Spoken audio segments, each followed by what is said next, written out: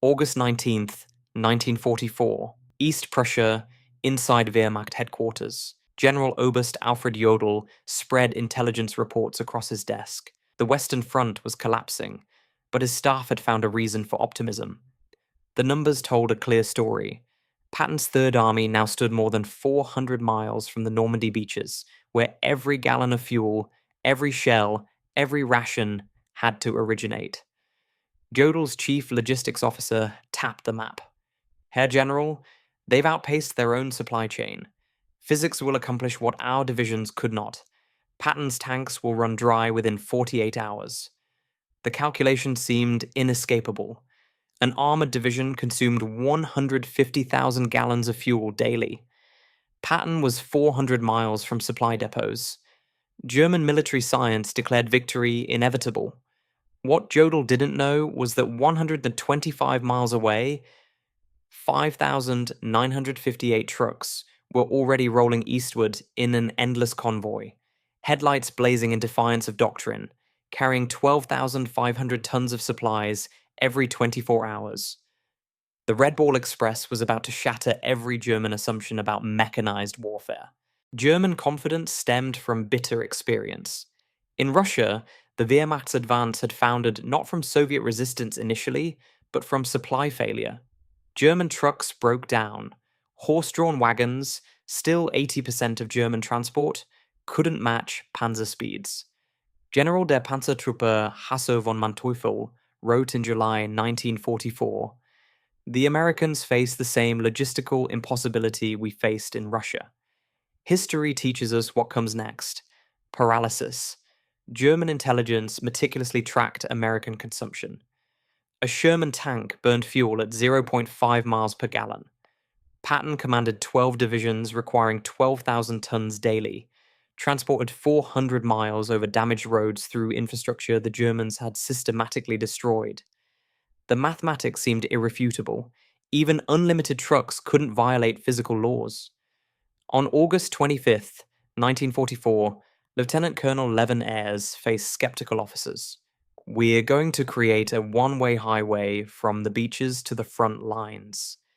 Every vehicle runs 20 hours out of 24. We'll move 12,500 tons daily minimum." The specifications defied German doctrine. 2 parallel one-way highways, 24-hour operations with headlights blazing, no stops except fuel and emergencies, 5-minute convoy intervals at 35 miles per hour average speed, mobile maintenance every 50 miles. Within 36 hours, the impossible was operational. Of the 23,000 drivers who operated the route, approximately 75% were African American soldiers serving in a segregated army. These men, denied equal rights at home, kept America's most celebrated general's army in motion. They painted slogans on their trucks: Patton's Blood Bank, Hitler, Here We Come, Detroit to Berlin Express. They created their own traffic rules. Slower vehicles pulled off immediately. Mechanical failures were pushed into ditches. Any truck below 20 miles per hour was considered a roadblock. By August 28th, German reconnaissance reported something unprecedented. Continuous vehicle column, headlights visible for 20 kilometers. Estimate 1,000 vehicles per hour. Americans have abandoned all military precaution. General Edgar Feuchtinger of the 21st Panzer Division observed from concealed positions. "The enemy operates a supply system beyond our comprehension. Vehicles pass at 30-second intervals, day and night. It's not military science, it's mass production applied to warfare. The numbers achieved defied German calculations. First week, 89,939 tons delivered. Daily average, 12,848 tons. Round trip distance, 686 miles. German logistics specialists dismissed these figures as propaganda. They were real and accelerating. The Red Ball generated solutions hourly.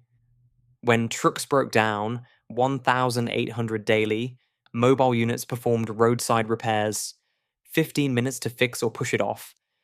Engines were swapped in 45 minutes. When routes became congested, drivers commandeered French buses, borrowed German vehicles, built bypasses using rubble from bombed buildings. Germans couldn't comprehend it. Their doctrine emphasized careful planning and proper procedures. The Americans violated every principle, yet their system accelerated rather than collapsed. Most stunning was fuel management.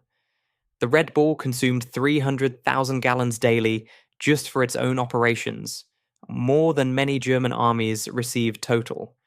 Yet fuel never ran short. Operation Pluto was laying pipelines across the English Channel. Forward fuel dumps every 25 miles ensured no vehicle waited more than 10 minutes for refueling. The Red Bull didn't just supply Patton's advance, it multiplied its speed. German doctrine calculated 20 to 30 miles daily maximum for armored divisions.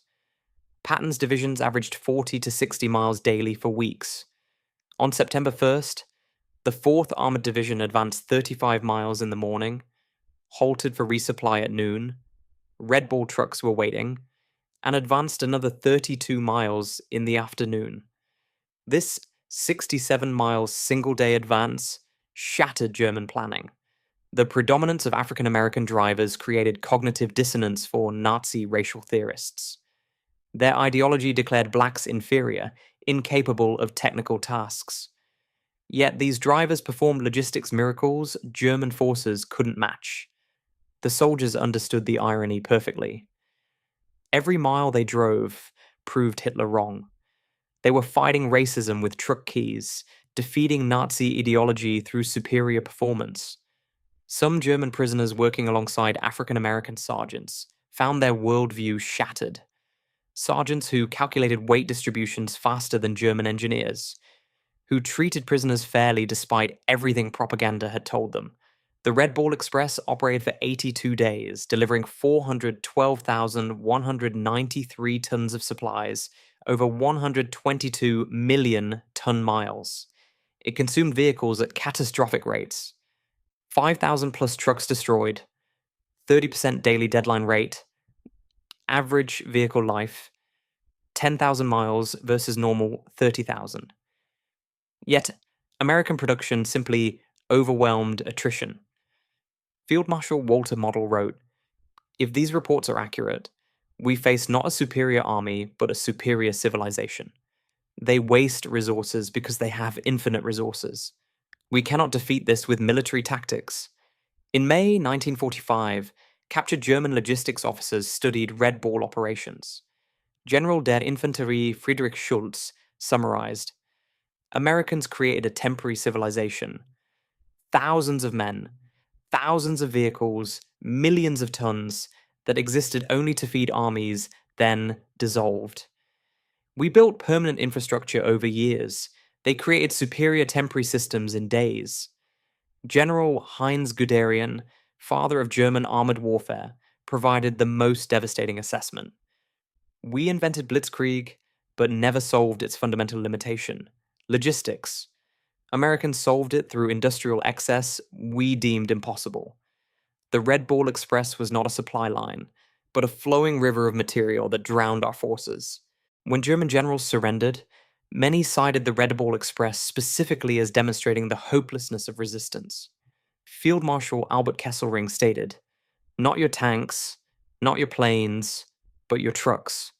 The Red Bull Express showed us you had militarized your entire society's production capacity. We were fighting your factories, not just your soldiers." General Patton wrote the ultimate tribute. "The truck drivers of the Red Bull Express deserved as much credit for the defeat of Germany as any combat unit. They were black soldiers, mostly, segregated, discriminated against, denied recognition. But they won the war as surely as any rifleman. The Red Bull Express proved that in modern warfare, logistics is not support, it is the main effort. 23,000, mostly African American drivers operating 6,000 trucks, achieved what German military science declared impossible: supplying advancing armies faster than physics should allow. The German generals who laughed at American logistics in August 1944 signed surrender documents in May 1945. defeated by truck drivers who revolutionized warfare at 35 miles per hour. Their story proves that in modern war, the convoy of trucks matters more than the column of tanks. A captured German officer said it best, watching the endless convoy. We prepared for everything.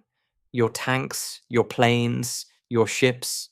We never prepared for your trucks. How do you defeat an enemy who has more trucks than you have soldiers? The answer rolled past him at 5-minute intervals, driven by exhausted Americans who were rewriting the rules of warfare, one delivery at a time.